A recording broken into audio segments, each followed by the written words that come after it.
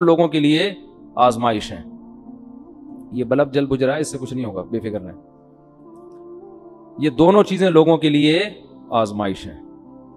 باقی اس کی تفصیل حدیث میں ملتی ہے کہ براق پر بیٹھ کر آپ صلی اللہ علیہ وسلم گئے، مسجد اقصیٰ پہنچے.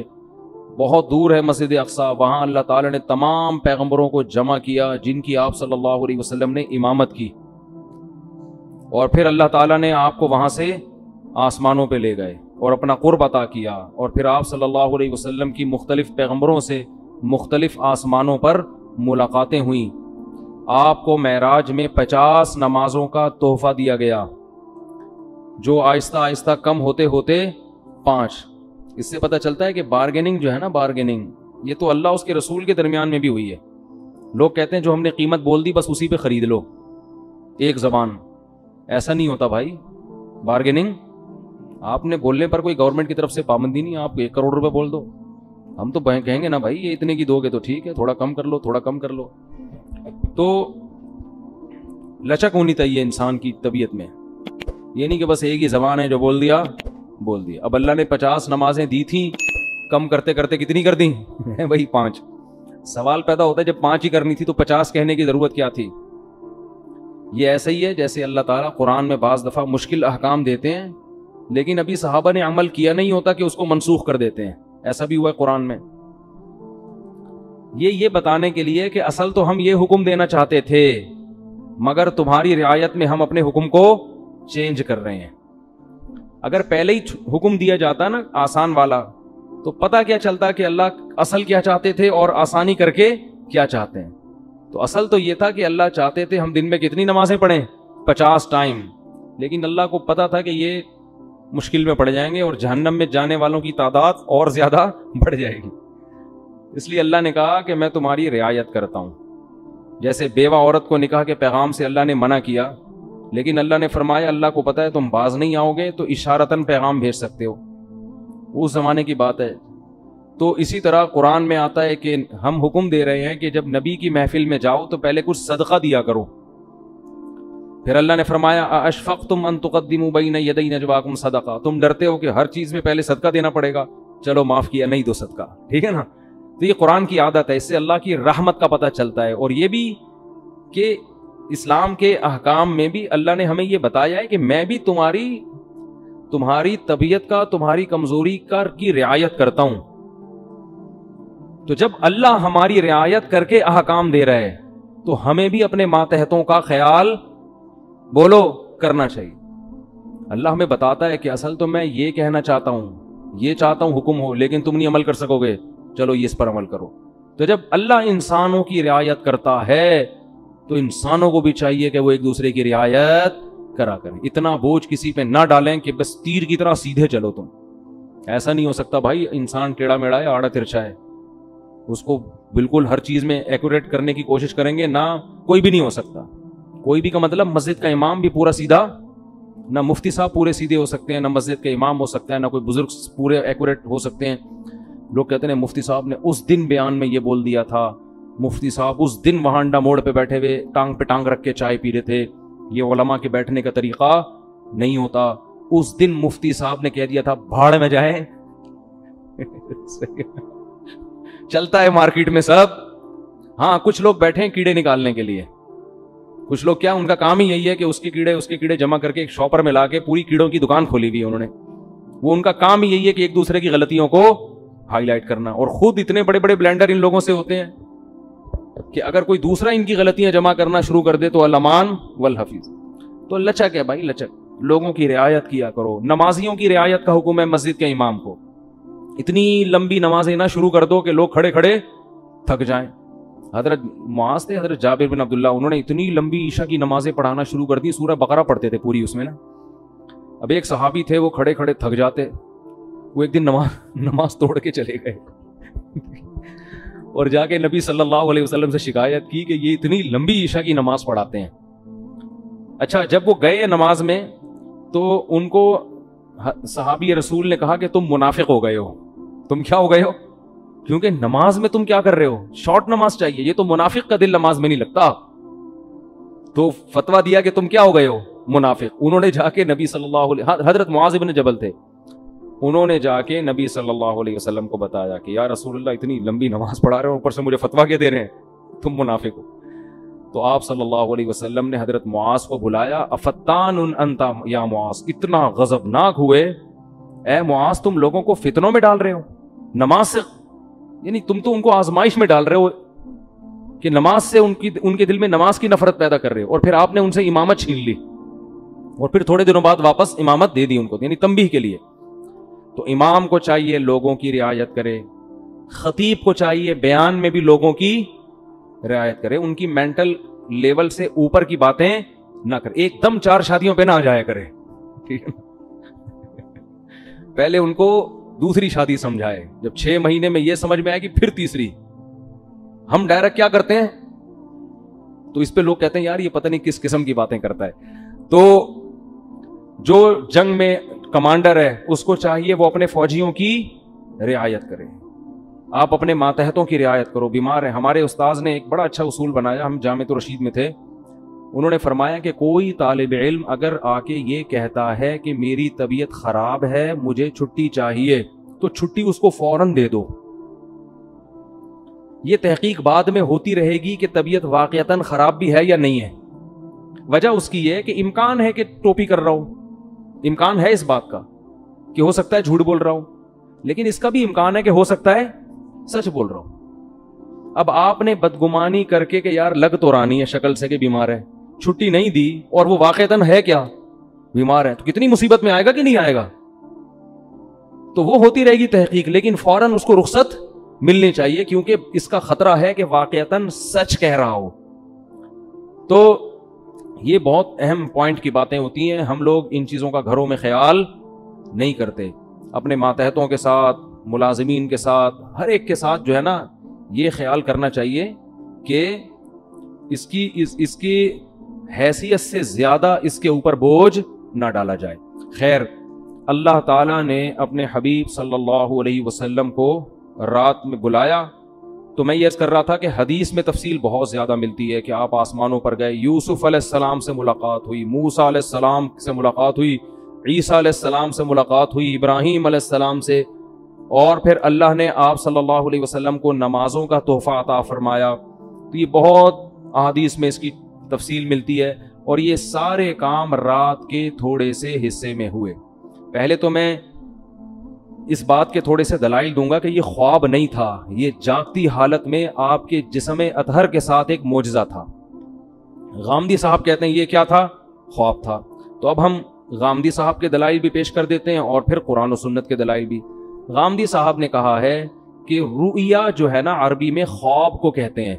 رؤیا کسے کہتے ہیں، خواب کو. جیسے سورہ یوسف میں ہے نا وہ کیا تھا، انی رأیت 11 کوکبا، یوسف علیہ السلام نے کہا میں نے 11 ستارے دیکھے سجدہ کر رہے ہیں. تو ان کے ابا نے کہا لا تقصص رؤیاک، اپنا یہ خواب کسی اور کو مت سنائیں. تو اس کو انہوں نے رؤیا سے تعبیر کیا ہے. کیا تعبیر کیا، رؤیا. تو یہی لفظ معراج کے بارے میں قرآن میں آتا ہے کہ اے نبی ہم نے آپ کے رؤیا کو، یہ جو رؤیا تھا نا اس کو ہم نے لوگوں کے لیے ایک آزمائش بنایا ہے. تو غامدی صاحب کہتے ہیں کہ رؤیا کسے کہتے ہیں، خواب کو، جیسے سورہ یوسف میں. اس کا جواب یہ ہے کہ رؤیا اصل میں خواب کو نہیں کہتے، رؤیا اصل میں منظر کو کہتے ہیں، سین کو کہتے ہیں. اور خواب میں بھی ایک منظر نظر آتا ہے، اس لیے خواب پر بھی اس کا اطلاق کر دیا جاتا ہے. ورنہ اصل رؤیا کا معنی منظر، سین، کوئی بھی چیز آپ دیکھیں چاہے جاگتی حالت میں یا خواب میں. کیونکہ رؤیا کا لفظ نکلا ہے رؤیت سے، رؤیت دیکھنے کو کہتے ہیں. آپ نے دیکھا نہیں رؤیت ہلال، تو کیا یہ خواب میں دیکھا جا رہا ہوتا ہے ہلال کمیٹی ہے بھائی؟ جب جاگتی حالت میں دیکھ کے اتنے اختلاف ہو رہے ہیں تو خواب میں دیکھ کے پتہ نہیں کیا ہو جائے گا، 6 عیدیں ہوں گی پھر تو یہ جاگتی حالت میں ان آنکھوں کے ساتھ رؤیت ہلال کمیٹی نہیں ہے، رؤیت انی ارا ما لا ترون انی اخاف اللہ. قرآن میں جہاں بھی رآ یرآ کا لفظ آیا ہے دیکھنے کے معنی میں، تو رؤیا وہ چیز جو دیکھی جائے. اب یہ خواب میں بھی ہو سکتی ہے اور جاگتی حالت میں بھی، اس لیے اس کا اصل معنی ہوتا ہے منظر، لیکن اس کا اطلاق خواب پر بھی ہوتا ہے کیونکہ خواب میں بھی ایک سین نظر آتا ہے آپ کو، پورا ایک منظر ہوتا ہے. تو اب ہم دیکھتے ہیں کہ قرآن میں جو نبی کے لیے معراج کے لیے رؤیا کا لفظ استعمال ہوا ہے وہ خواب کے معنی میں ہے یا منظر کے معنی میں، دونوں احتمال اس میں ہیں، تو ہم قرآن ہی سے فیصلہ کروا لیتے ہیں کہ وہ حقیقت تھی یا بولو خواب تھا۔ قرآن میں دو واضح قرینے، اگر ہم حدیث کو ہٹا دیں، حدیث سے تو پتہ چلتا ہے کہ یہ خواب نہیں تھا، حدیث سے تو صاف کہ براق پہ بیٹھ کے آپ جا رہے ہیں، خواب میں ان تکلفات کی کیا ضرورت ہے؟ خواب میں آپ امریکہ جاؤ ایسے ہی پہنچ جاتے ہو بغیر جہاز کے بھی۔ یہ جو پورا براق آ رہا ہے، جبریل آ رہے ہیں، جایا جا رہا ہے، پھر وہاں امامت ہو رہی ہے، حدیث سے تو صاف پتہ چلتا ہے، لیکن ہم قرآن میں بھی دیکھتے ہیں کہ دو واضح قرینے ہیں جن سے پتہ چلتا ہے کہ یہاں رؤیا خواب کے معنی میں نہیں ہے۔ سب سے پہلے اس رؤیا کے آگے پیچھے جو آیت ہے وہ خود ہی بتا رہی ہے، فرمایا وما جعلنا الرؤيا التي اريناك الا فتنة للناس والشجرة الملعونة في القرآن، کہ ہم نے اس رؤیا کو بھی اور قرآن میں جو ملعون درخت کا تذکرہ ہوا ہے ان دونوں چیزوں کو لوگوں کے لیے آزمائش بنایا۔ کیسے؟ ملعون درخت ہے شجرہ زقوم، قرآن میں آتا ہے کہ جہنم میں ایک درخت ہے جس کا پھل بے انتہا کڑوا، بہت کڑوا، جو جہنمیوں کو کھلانے کے لیے دیا جائے گا۔ اس پر مشرکین مکہ کہتے تھے کہ ایک طرف آپ کہتے ہیں جہنم میں آگ ہے، دوسری طرف کہہ رہے ہیں جہنم میں درخت ہے، درخت آگ میں نہیں اگتے۔ آئی بات سمجھ میں؟ تو اللہ نے قرآن میں فرمایا کہ اللہ، جس کا حاصل یہ ہے کہ اللہ کو یہ طاقت اور قدرت ہے کہ وہ آگ کے اندر بھی درخت پیدا کر دے، اور وہ کیا ہے اس کے بارے میں قاروہا، وہ پورے آیت مجھے یاد نہیں آ رہی، کہ اس کی جو جڑیں ہیں نا وہ جہنم کی تہ میں ہیں، اس طرح کی آیت ہے۔ ابے نہیں بھائی بول، خیر، یعنی اس جواب کا حاصل یہ ہے کہ اللہ کو یہ قدرت ہے کہ اللہ اس درخت کو جہنم کے اندر پیدا کر دے، اور جہنم کی تہ میں اس کی کیا ہے؟ جڑیں اور شاخیں اوپر ہیں، تو آگ میں اللہ پیدا کر سکتا ہے، اللہ کے لیے کوئی مشکل نہیں ہے۔ دیکھو ہم نے اگر پانی کے جانوروں کو نہ دیکھا ہوتا کبھی بھی تو ہم کہتے کہ پانی کے اندر انسان یا کوئی مخلوق زندہ نہیں رہ سکتی، سانس کیسے آئے گا؟ تو اللہ نے پانی کی ہی مخلوقوں کو پیدا کر دیا، کروڑوں مخلوق جو پانی کے اندر ہی زندہ رہتی ہیں، باہر نہیں نکلتی، تو اللہ کو یہ قدرت ہے کہ وہ اسی ماحول کے حساب سے چیزیں پیدا کر دے۔ تو اللہ فرماتے ہیں ہم نے یہ ملعون درخت کو بنایا کس کے لیے؟ آزمائش، تاکہ مشرکین اور غیر مسلم اس کا انکار کریں کہ ایسا ممکن نہیں ہے۔ حالانکہ یہ انکار کرنا بنتا اس لیے نہیں ہے کہ اللہ ہر چیز پر قدرت رکھتا ہے، تو ہم نے زقوم درخت کو بھی لوگوں کے لیے کیا بنا دیا؟ آزمائش، کہ یہ اللہ کی قدرت جو مانتا ہے وہ تو اس کو مانے گا، جو اللہ کی قدرت نہیں مانتا وہ اس کا انکار کرے گا۔ تو اسی کے ساتھ اللہ نے نبی کی معراج کا بھی تذکرہ کیا کہ ہم نے نبی کو جو منظر دکھایا اس کو بھی لوگوں کے لیے کیا بنایا؟ آزمائش۔ کیا مطلب؟ جو اللہ کی قدرت کو مانے گا وہ تو مانے گا اس واقعے کو، جو کہتے ہیں اللہ ایسا نہیں کر سکتا وہ اس واقعے کا انکار کر دے گا۔ خواب اگر یہ ہوتا تو خواب کو ماننا کوئی اچھمبے کی بات نہیں ہے، یہ فتنہ تھوڑی بنتا۔ نبی کہتے ہیں مجھے خواب آیا ہے، یہ ہوا ہے، تو ابو جہل بھی کہتے تھا بھائی خواب تو کسی کو بھی کچھ بولو نا بھائی آ سکتا ہے، خواب میں تو آپ کہیں بھی جا سکتے ہیں، کوئی بھی انکار نہ کرتا۔ لیکن جیسے وہ کہہ رہے تھے عقلاً یہ ممکن نہیں ہے کہ جہنم میں درخت پیدا ہو جائے، ایسے ہی عقلاً یہ ممکن نہیں ہے کہ کوئی انسان زندہ اپنے جسم کے ساتھ رات کے تھوڑے سے حصے میں مسجد حرام سے مسجد اقصی اور آسمانوں کی سیر کر کے آ جائے۔ اٹ isn't possible، یہ عقلاً ممکن نہیں ہے۔ تو اللہ کہتے ہیں دونوں چیزیں تمہارے لیے آزمائش ہیں، خدا کی قدرت کو مانو گے تو دونوں پہ یقین کرو گے، نہیں مانو گے تو دونوں کا انکار کرو گے۔ تو یہ بہت بڑی دلیل ہے کہ یہاں رؤیا سے مراد معراج میں حقیقت ہے جسم کے ساتھ، خواب اس سے مراد نہیں ہے، ورنہ یہ آزمائش نہ ہوتا۔ دوسرا قرآن میں واضح اشارہ کیا، وہ تو صراحت ہے۔ سورہ بنی اسرائیل شروع ہو رہی ہے، سبحان الذی، پاک ہے وہ ذات، اسرا بعبدہ، جو اپنے بندے کو رات کے تھوڑے سے حصے میں لے گیا، من المسجد الحرامی الی المسجد الاقصی، مسجد حرام سے مسجد اقصی۔ یہاں اللہ نہیں کہہ رہے کہ میں نے خواب میں لے گیا ہوں۔ میں جب میں کہتا ہوں کہ میں رات کو کے تھوڑے سے حصے میں آپ کو یہاں سے وہاں لے گیا، تو اس کا مطلب کیا ہوتا ہے؟ لے کر گیا یا خواب دکھایا ہے بھائی؟ آپ کہہ رہے ہو کہ بھائی دیکھو میں تمہیں اپنے ساتھ ملیشیا لے کر گیا تھا اور میں نے تمہیں وہاں گھمایا اور پھرایا، پھر میں تمہیں وہاں، تم دبئی کی سیر، اب کوئی آدمی کی نئی نئی شادی ہوئی ہے فرض کر لو، بیگم کو ہنی مون کے لیے مری لے کر گیا، بعد میں پھڈا ہو گیا، بیگم کو کہہ رہے دیکھو میں تمہیں اپنے ساتھ اس دن مری لے کر گیا تھا، پھر میں تمہیں نتھیا گلی کی میں نے تمہیں سیر کرائی, پھر میں وہاں سے ہم نے ٹن مارا ادھر کی طرف, ہم مڑے سوات مردان کی معلوم جبا ہے کیا ہے, بہرحال جو بھی ہے, وہاں سے ٹن مار کے اسلام آباد سے ہم اگلی فلائٹ سے واپس آئے. کوئی بندہ وہاں بیٹھا ہوا کہہ رہا ہے یار آپ بھابھی سے اتنی محبت کرتے ہو؟ ہاں جی میں تو بہت محبت کرتے ہیں. بہت اچھا خواب دکھایا آپ نے بھابھی کو. آپ بولو گے تمہارا دماغ خراب ہو گیا, میں خواب کی باتیں کر رہا ہوں, میں کہہ رہا ہوں میں لے کر گیا. تو جب کوئی عام آدمی یہ بات کرتا ہے, دوسرا اس کو خواب کہے گا, تو آپ کو غصہ آئے گا کہ نہیں آئے گا؟ اللہ سورہ بنی اسرائیل شروع اس طرح سے کر رہے ہیں, سبحان الذی, پاک ہے وہ ذات, اسرا بعبدہ, جو اپنے بندے کو لے گیا, لیلن, رات کے تھوڑے سے حصے میں. یہ تنوین تقلیل کے لیے, تھوڑے سے حصے میں بھی اللہ اپنی قدرت دکھا رہا ہے. خواب کا تذکرہ ہوتا تو نہ رات کہنے کی ضرورت تھی, نہ رات کا تھوڑا حصہ کہنے کی ضرورت تھی. سمجھ میں نہیں آ رہی بات؟ دوسری بات, تیسرا قرینہ, اللہ اس آیت کو شروع کر رہا ہے سبحان الذی, ہر عیب سے پاک ہے وہ ذات. اس میں اللہ اپنی قدرت بتا رہا ہے کہ تمہیں عجیب سا لگے گا کہ رات کے تھوڑے سے حصے میں کوئی بندہ مسجد حرام اور مسجد اقصی سے ہو کے واپس بھی آ جائے. اٹ isn't possible, یہ ممکن نہیں ہے. تو اللہ آیت شروع کر رہا ہے سبحان الذی, اللہ ہر عیب سے پاک ہے.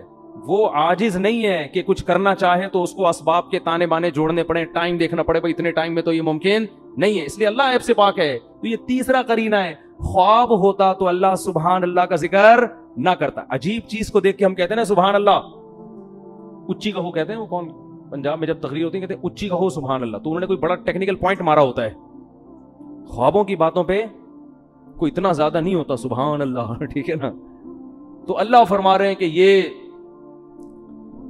تین واضح قرینے قرآن مجید میں, لِنُرِيَهُ مِنْ آیاتنا, تاکہ ہم محمد صلی اللہ علیہ وسلم کو اپنی نشانیاں بتائیں. تبھی تو مشرکین نے انکار کر دیا, یہ نہیں ہو سکتا.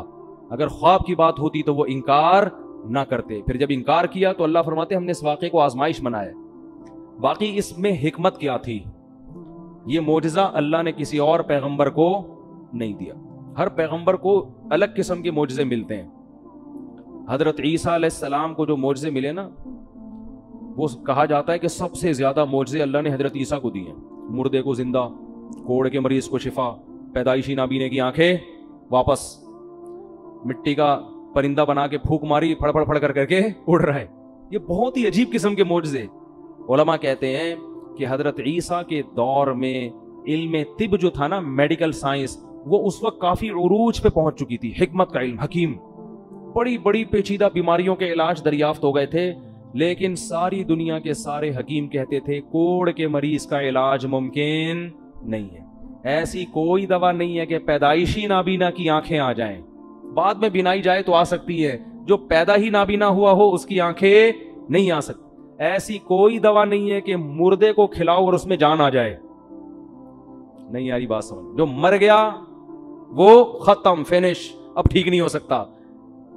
مٹی کے بنے ہوئے پرندوں میں جان, کوئی چورن چٹنی ایسی نہیں ہے کہ پتلے میں ڈالیں اور وہ اڑنا شروع ہو جائے. نا نا نا. حضرت عیسیٰ کو جو اللہ نے معجزے دیے نا, وہ تمام میڈیکل سائنس کو کیا کر رہے تھے؟ چیلنج, تاکہ لوگوں کو یقین آ جائے کہ یہ کوئی حکیم نہیں ہے, بلکہ یہ کام اللہ کے سوا کوئی نہیں کر سکتا, یہ اللہ ہی کر رہا ہے ان کے ہاتھ پہ. اگر علم طب نے ترقی نہ کی ہوتی نا, پھر حضرت عیسیٰ کوڑ کے مریض کو ٹھیک کرتے. لوگ کہتے ہیں یار لگتا ہے کہ یہ کوئی ماہر معاذ اللہ کوئی حکیم ہے یہ, جنہوں نے کوڑ کے مریض کو چپکے سے دوا کھلائی اور وہ بندہ کیا ہو گیا؟ ٹھیک. لیکن علم طب نے اتنی ترقی کر لی تھی کہ میڈیکل سائنس کہتی تھی کہ اسباب کی دنیا میں یہ ممکن, بولو نا, نہیں, یہ نہیں ہو سکتا. تو اللہ نے معجزے اسی حساب سے دیا آپ کو. حضرت موسیٰ کے دور میں جادو کا زور تھا, یہ سانپ بنا دیا, یہ یوں کر دیا, ایسے ایسے کرتب, ٹھیک ہے نا. تو وہ لوگ جادو کو سمجھتے تھے کہ جادو کیا ہوتا ہے. اللہ نے حضرت موسیٰ کو جو معجزے دیے نا, وہ والے معجزے جو جادوگر دکھایا کرتے تھے, اس طرح کے جادو. گریبان میں ہاتھ ڈالا, ہاتھ کیا ہو رہا ہے؟ سورج کی طرح چمک رہا ہے. یہ جادوگروں کے اس زمانے میں کرتب ہوا کرتے تھے. لاٹھی کو کیا بنا رہے ہیں؟ سانپ. اللہ نے کہا جادوگر بھی یہ کام کرتا ہے, آپ بھی کرو. لیکن جادوگر جب یہ کرتا ہے تو نظر کا دھوکا ہوتا ہے, آپ جب کرو گے تو سچی مچی کا ہو جائے گا. تو جادوگر خود کہیں گے بھائی اٹ isn't possible. کیونکہ اگر جادو نے ترقی نہ کی ہوتی تو لوگوں کو کیا پتا چلتا کہ یہ جادو ہے یا حقیقت. جو علم ترقی کرتا ہے تو اس کے ماہرین پیدا ہوتے ہیں نا, وہ بتاتے ہیں بھائی یہ ممکن نہیں ہے. اگر عیسیٰ کو موسیٰ والے معجزے دیے جاتے, لاٹھی کو سانپ بنانے والے, تو اس وقت جادو کو کا ان لوگوں کو اتنا نہیں پتا تھا. وہ کہتے یار ہو سکتا ہے یہ جادو, یہ بھی جادو, یہ بھی جادو. لیکن جادو اتنی ترقی کر چکا تھا کہ لوگ جانتے تھے کہ جادوگر تو لاٹھیوں کو سانپ بناتے ہیں, بنتا نہیں ہے, نظر آتا ہے. جب وہ گریبان میں ہاتھ ڈال کے نکالتے ہیں روشن نظر آتا ہے, ہوتا نہیں ہے. ادھر تو بھائی سچی مچی کا ہو رہا ہے بھائی, یہ کھوپڑی میں آنے والی بات نہیں ہے, یہ تو ممکن ہی نہیں ہے. تبھی اللہ نے حضرت موسیٰ کا مقابلہ کس سے کرا دیا؟ جادوگروں سے.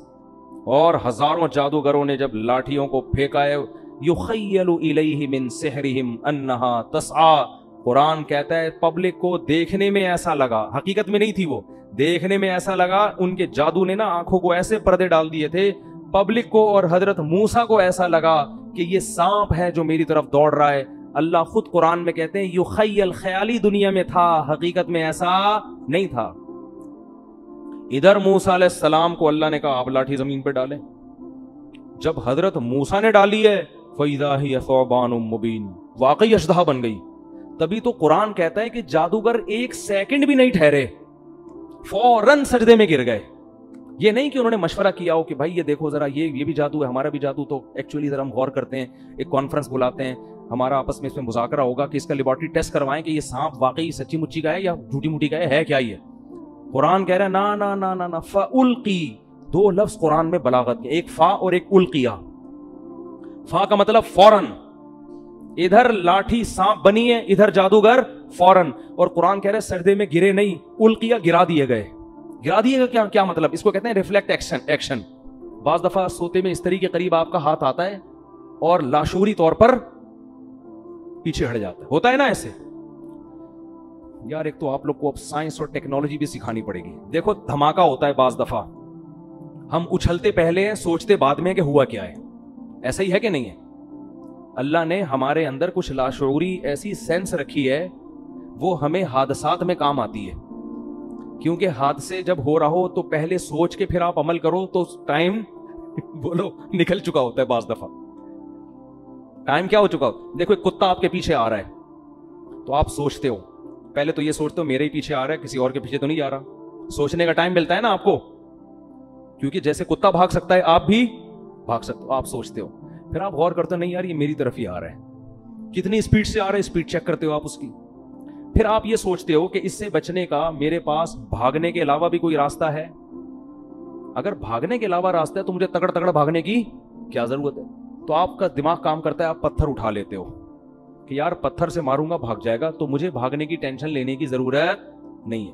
آپ پتھر اٹھاتے ہو, کتے کو اس طرح کرتے ہو, کتا اگر ڈر کے رک گیا تو آپ کہتے ہو بہت زبردست کام ہو گیا. کتا اگر کتے پنے پہ آیا ہوا ہے وہ پھر بھی نہیں رک رہا, پھر آپ آخری حربے کے طور پر تگڑ بھاگنا شروع کرتے ہو اور بالآخر آپ کی جان بچ جاتی ہے. یہ سوچنے کا ٹائم ملتا ہے آپ کو. لیکن کچھ اتفاقی حادثے ایسے ہوتے ہیں کہ ان میں اگر سوچ کے کام کرو گے تو جیسے وہی ہے نا, اکثر سناتا ہوں میں, ایک بیچارہ شیشے کے برتن بورے میں بھر کے بیچ رہا تھا. ایک عادت ہوتی ہے نا بعض لوگوں کی, تو ایک سیٹھ صاحب کی عادت تھی ہر چیز کو ٹھوکر مار کے پوچھتے تھے اس میں کیا ہے. تو وہ شیشے کا برتن اس بیچنے والے نے اس سیٹھ صاحب کے سامنے رکھا. سیٹھ صاحب کو پتا نہیں تھا اس میں شیشے کے برتن ہے. سیٹھ صاحب نے بوری پہ پاؤں مارا, بولا اس میں کیا ہے. اس نے کہا ہے نہیں تھا اب نہیں ہے. تو یہ کچھ ایسی چیزیں ہوتی ہیں جن میں سوچنے کا ٹائم, بھائی اس میں ٹھوکر مار کے پوچھو گے تو اب نہیں ہے, پوچھ کے ٹھوکر مار دے آپ. تو کچھ کام تو ایسے ہوتے ہیں سوچ کے آپ بھاگو, کچھ ایسے ہوتے ہیں کہ بھاگنا پہلے پڑتا ہے, سوچنا بعد میں. تو یہ وہ حادثے ہوتے ہیں جس میں اللہ نے آپ کو سوچنے کا اختیار دیا ہی نہیں ہے. قدرت خود آپ کو بچنے کا موقع دیتی ہے, یعنی بچا لیتی ہے. جیسے اچانک جب دھماکہ ہوتا ہے تو ہم اچھلتے پہلے ہیں, سوچتے بعد میں. قدرت ہمیں اچھالتی ہے کہ ابے بھاگ یہاں سے, ٹھیک ہے نا, کچھ ہوا ہے. یا کتا بہت قریب آ کے ایک دم بھونکنا شروع کر دے تو پھر آپ بھاگتے پہلے ہو, سوچتے بعد میں. اور خود ارادے سے نہیں بھاگتے, لاشعوری طاقت آپ کو کیا کرتی ہے, بھگا دیتی ہے. کوئی جھاڑی میں چھپا بیٹھا ہو, آپ قریب سے گزرو, وہ ایک دم بھو کر کے جب آواز دیتا ہے تو آپ بھاگتے پہلے ہو, سوچتے بعد میں. یہ گاڈ گفٹڈ کچھ چیزیں اللہ نے انسان میں رکھی ہیں. یہ اس لیے رکھی ہیں کہ حادثوں ایمرجنسی جب نافذ ہونا تو آپ کو سوچنا نہ پڑے. سمجھ رہے ہیں؟ پہلے کام ہو جائے پھر بعد میں سوچتے رہو. ابھی تو قدرت چاہ رہی ہے اس جگہ سے آپ ہٹ جاؤ ورنہ مر جاؤ گے آپ. بالکل یہی کام جادوگروں سے ہوا ہے. قرآن کہتا ہے کہ جب انہوں نے رسیوں کو، جب موسیٰ نے لاٹھی کو پھینکا اور وہ سانپ بنی ہے تو جادوگر سوچ کے سجدے میں نہیں گرے پہلے ہیں، سوچا بعد میں. کیوں گرے پہلے؟ ان کے لاشعور میں یہ بات بیٹھ گئی، بھائی یہ تو پیغمبر ہے، یہ تو پاسبل ہی نہیں ہے کہ لاٹھی سانپ بن جاؤ. بھائی پہلے سجدہ کرو بعد میں سوچتے رہیں گے کہ یہ سجدہ صحیح کیا یا غلط کیا. نہیں آ رہی بات؟ یہ قرآن کی بلاغت ہے. جب موسیٰ نے لاٹھی کو پھینکا ہے، قرآن کہہ رہا ہے فَأُلْقِي، جادوگروں کو لاشعوری طاقت نے سجدے میں گرا دیا. یہ لاشعوری طاقت کون تھی؟ یہ وہی جو ہمیں دھماکوں کے وقت ہوشیار کر دیتی ہے، ہم ہل جاتے ہیں اچانک. تو جادوگروں نے جب یہ منظر دیکھا نا کہ بھئی یہ لاٹھی تو حقیقت میں سانپ بن گئی، یہ تو عملاً ممکن ہے ہی نہیں، یہ تو اللہ کا پیغمبر ہے، یہ اللہ ہی کر سکتا ہے، یہ جادو نہیں ہے. اتنا انسپائر ہوئے کہ قرآن کہہ رہا ہے کہ بغیر سوچے سمجھے سجدے میں گر گئے اور بغیر سوچے سمجھے کہنے لگے آمنا برب العالمین رب موسیٰ و ہارون. ہم رب العالمین جو موسیٰ اور ہارون کا رب ہے اس پر ایمان لے آئے. اب اس کے بعد سوچ رہے ہیں کہ ہمارا فیصلہ صحیح تھا یا غلط، یعنی اس کے انجام کیا ہے. تو سوچنے کے بعد ان کو یقین ہو گیا کہ ہم نے فیصلہ کیا کیا ہے، صحیح. اب فرعون دھمکیاں دے رہا ہے کہ تمہاری نورا کشتی تھی اور میں تمہارے ہاتھ پاؤں کاٹ کے لٹکا دوں گا. انہوں نے کہا لن نؤثرک علی ما جاءنا من البینات، اے فرعون موسیٰ کے برحق ہونے کے جو ہم نے دلائل دیکھ لی ہیں نا، اب ہم تیری بات پر یقین نہیں کریں گے. فقضی ما انت قاض، تو ہاتھ پاؤں کاٹنے کی بات کرتا ہے، جو تیرے بس میں ہے وہ کر لے. چند سیکنڈ کا ایمان ہے مگر کتنا پاورفل. اور فرعون کو کب سے دعوت دی جا رہی ہے، کم وقت کی سمجھ میں بات نہیں آ رہی. ان کو یقین ہو گیا کیونکہ ابھی تک نشانی نہیں دیکھی تھی نا. چند سیکنڈ کا ایمان ہے اتنا تگڑا. اور پھر فرعون کو کیا کہہ رہے ہیں، انما تقضی هذه الحیات الدنیا، تو جتنی سزا دے گا اسی دنیا میں دے گا نا، تو اس دنیا میں زیادہ زیادہ کیا کر لے گا، آگ میں ڈال دے گا، قتلے بنا دے گا، جیل میں ڈال دے گا، عمر قید کی سزا دے دے گا. تو 25-30 سال کے بعد مرمرا کے کیا ہو جائیں گے، ختم. اور آگے کہنے لگے ہم جو رب پر ایمان لائے ہیں نا، رب پر، اس پر جو ہمیں رب دے گا، واللہ خیر و ابقا، گاڈ کا جو انعام ہے وہ تجھ سے زیادہ اچھا بھی ہے اور ہمیشہ باقی رہنے والا بھی. کوانٹٹی کے اعتبار سے بھی اچھا، کوالٹی کے اعتبار سے بھی اچھا ہے. تو بارگیننگ ہو رہی ہے، ٹھیک ہے نا. تو اگر رب سے زیادہ دے سکتا ہے تو بات کر، ظاہر ہے وہ تو دے نہیں سکتا. فرعون نے ہاتھ پاؤں کاٹ کے لٹکا دیا. تو اللہ نے یہ بھی دکھا دیا کہ نورا کشتی نہیں ہے، کیونکہ نورا کشتی میں دونوں کے مفاد ہوتے ہیں، ایک قتل ہونے کے لیے تیار نہیں ہوتا. اتنی واضح نشانیاں فرعون کو اللہ نے دکھا دی کہ دیکھ جادوگروں نے گواہی بھی دے دی ہے اور اپنی قربانی سے یہ بھی ثابت کر دیا کہ یہ نورا کشتی نہیں ہے. لیکن فرعون کی کھوپڑی، کیونکہ دنیا کے نشے میں جب انسان آتا ہے نا، شہوت پرستی میں، جو آدمی زنا کے قریب جا رہا ہو نا، اسے 1000 سمجھاؤ آپ، 1000 دفعہ ہو کہ یہ حرام ہے، لیکن وہ پھر بھی کیا کرتا ہے، زنا میں مبتلا ہوتا ہے. تو یہ گناہ ہے ہی ایسی برباد چیز، انسان کو اندھا کر دیتی. خیر جلدی سے بات کو سمیٹتا ہوں. تو موسیٰ علیہ السلام کو اللہ نے جو معجزے دیے وہ کس حساب سے، جادوگروں کو سمجھ میں آ جائے. عیسیٰ علیہ السلام کو میڈیکل سائنس کے اعتبار. داؤد علیہ السلام کا دور تھا حکومت کا، بڑی بڑی جنگیں ہو رہی تھی اس وقت، لڑائیوں کا دور تھا. اللہ نے ایسے معجزے دیے آپ کو جو جنگوں میں آپ کے کام آئے، لوہے کو پگھلا دیا آپ کے ہاتھوں میں، اس طرح سے. خیر تو ہمارے نبی کو جو معجزے دیے ہیں نا، وہ قیامت تک کے حساب سے وہ آپ کے حساب سے سوٹیبل ہیں. ایک معجزہ تو قرآن دیا، کیونکہ یہ دور ہے ایجوکیشن کا، تعلیم کا. تو قرآن کا جو معجزہ ہے، قرآن نے دعویٰ کیا اس جیسی کتاب لے کر آؤ. کتابوں کا دور ہے نا، تو قرآن نے کیا کہا، ایک شخص جو نہ لکھنا جانتا ہے نہ پڑھنا جانتا ہے، ایسی کتاب لے کر آتا ہے جس کے مضمون اتنے بہترین کہ ایسے اخلاقی مضمون آپ کو دنیا کی کسی کتاب میں نہیں ملیں گے. دلوں پر ایسا راج کرنے والی کتاب، دنیا میں سب سے زیادہ پڑھی جانے والی، سب سے زیادہ سنی جانے والی، جس کو پڑھ کے رونے والے سب سے زیادہ، جس کو سن کے رونے والے سب سے زیادہ، بغیر سمجھے بھی پڑھی جاتی ہے، بغیر سمجھے بھی سنی جاتی ہے. لَإِنِ اجْتَمَعَتِ الْإِنسُ وَالْجِنُّ عَلَىٰ أَن يَأْتُوا بِمِثْلِ هَٰذَا الْقُرْآنِ، ساری دنیا کے انسان جنات جمع ہو جائیں، لا کے دکھائیں، نہیں لا سکتے. قرآن جب نازل ہوا نا تو بہت سے سائنسی غلط مفروضے تھے اس دور میں، آسمان ایسے بنا ہے، فلاں چیز ہے، اوٹ پٹانگ، جیسے اس دور کے سائنسدان تو پھینکو تھے نا. اس دور کے جو سائنسدان تھے چند ایک کے سوا بس وہ پھینک رہے تھے, لوگ لپیٹنے کے لیے بیٹھے ہوئے تھے. لیکن قرآن نے ایسا کوئی غلط سائنسی نظریہ ذکر نہیں کیا, حالانکہ وہ تو بہت کچھ تھا. تو ہمارے نبی کو کیسے پتا چل گیا کہ یہ والا نظریہ صحیح ہے, یہ والا نظریہ غلط؟ کوئی ایسا نظریہ قرآن نے تذکرہ نہیں کیا. ایسے باطل نظریات سے اب تک کیا ہے, پاک ہے. تو یہ بھی معجزہ ہے کہ بھئی ایک دور تھا سائنس ترقی کرے گی, لوگ ان سب چیزوں کو غلط سمجھیں گے, تو قرآن نے ایسی کوئی غلط نظریے کو اپنی کتاب میں جگہ نہیں دی. اچھا, تو معراج کیوں نبی کا معجزہ, نبی کو یہ کیوں معجزہ دیا گیا؟ یہ اس لیے دیا گیا کہ آپ صلی اللہ علیہ وسلم آخری نبی تو ہیں لیکن سب سے افضل. تو اللہ یہ چاہتے تھے کہ آپ کی افضلیت تمام پیغمبروں کے سامنے ظاہر کر دیں, جسمانی اعتبار سے بھی اور روحانی اعتبار سے بھی. تو جسمانی اعتبار سے تو اللہ آپ کو عرش کے قریب لے کر گئے ہیں بلندیوں پہ.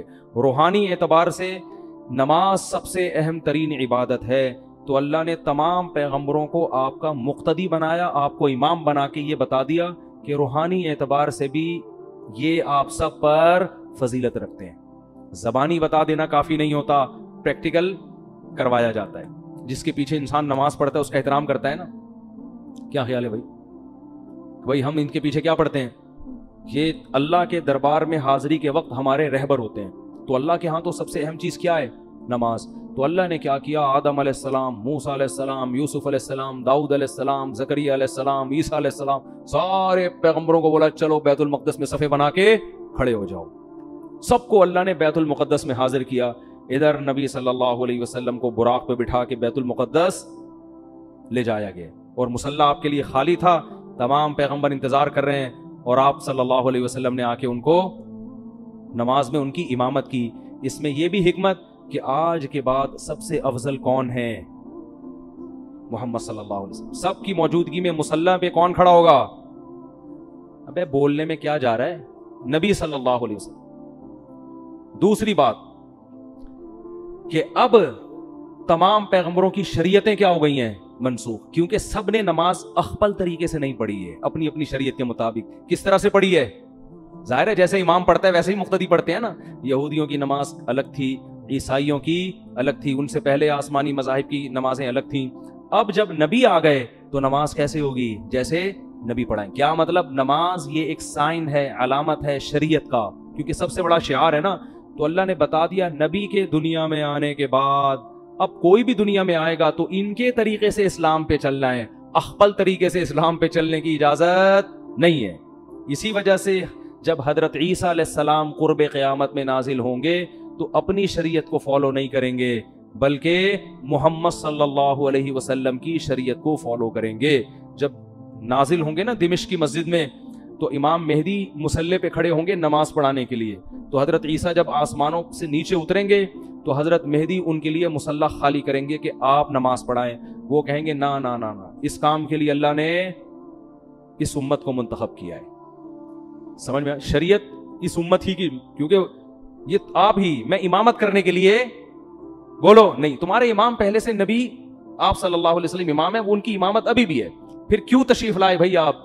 سوال پیدا ہوتا ہے پھر آپ کیوں تشریف لائیں جب آپ نماز بھی نہیں پڑھا رہے ہیں بھائی, نماز اس امت کے پیچھے پڑھ رہے ہیں, تو پھر آپ تشریف, سوال پیدا ہوتا ہے کہ نہیں ہوتا, کیوں لائے؟ تو وہ جواب میں کہیں گے کہ میں دنیا میں دین کی دعوت کو لے کر آیا تھا, میں نے ہزاروں درجنوں معجزے دکھائے, مجھ پر اہل کتاب ایمان لائے, اور یہودیوں نے مجھ سے دشمنی کر کے اپنے خیال کے مطابق مجھے قتل کرنے کی کوشش کی.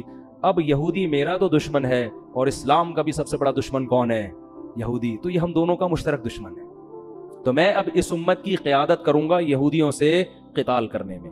سمجھ میں نہیں آ رہی تو جیسے چل رہے ہیں ویسے ہی چلتے رہیں. میں جب سبق پڑھاتا ہوں طلبہ کو, طلبہ سے کہتا ہوں سمجھ میں آ رہی ہو, کہہ رہے نہیں. میں کہہ رہا ہوں باقی دنیا میں ساری باتیں سمجھ میں آ گئی ہیں آپ لوگوں کو؟ کہتے نہیں ہے. تو چلو ایک اور صحیح, ایک اور بات سمجھ, کیونکہ ہم 3 دفعہ سمجھائیں گے, اس کے بعد ہمارے پاس کھوپڑی نہیں ہے کہ سارے دن ایک ہی چیز سمجھاتے رہیں, ٹھیک ہے نا. تو میرا اسٹائل ہے پڑھانے کا. سبق طلبہ سے کہتا ہوں 1 دفعہ سمجھا دیا, 2 دفعہ پھر بھی نہیں سمجھ میں آیا, تو میں ان سے کہتا ہوں باقی ساری چیزیں سمجھ میں آ گئی ہیں؟ یعنی ساری چیزیں سمجھ میں نہیں آئی, چلو ایک اور چیز ایسی ہے جو سمجھ میں نہیں ہے. جب باقی چیزیں سمجھ میں نہ آنے سے کچھ نہیں ہو رہا, لائف آپ کی نیچرل بڑے آرام سے گزر رہی ہے, تو ایک اور چیز بھی اسی میں شامل کر لو. تو خام خام ایک ہی چیز کو سمجھا کے دماغ خراب نہیں کرنا چاہیے. بھی کل کسی نے مضمون بھیجا 4 شادیوں کے خلاف, وہ میں نے پڑھا, اس نے دلائل دیا, میں نے کہا اس کو اپنے پاس رکھ لو, اب ہمارے پاس فالتو کھوپڑی نہیں ہے, ان باتوں کے 100 دفعہ جواب دے چکے ہیں, پھر وہی کھوپڑی وہی گھما رہے, وہی. میں نے کہا یہ سمجھنے والے لوگ نہیں ہیں. خیر 4 شادیاں پتہ نہیں کہاں سے آ گئیں. جلدی سے بات کو سمیٹ کے ختم کرتا ہوں. تو ایک حکمت کیا تھی؟ جسمانی معراج اور روحانی معراج, یہ بتانا کہ اب سب سے افضل کون ہے, یعنی عملاً اس کو کر کے دکھانا, صرف بتانا کافی نہیں ہے, پریکٹیکل کر کے دکھایا کہ سب سے افضل کون ہے. اب دیکھو حضرت موسیٰ علیہ السلام اگر کہیں کہ میں سب سے افضل ہوں, تو پھر ان کے امتی کہیں گے پھر معراج کی رات میں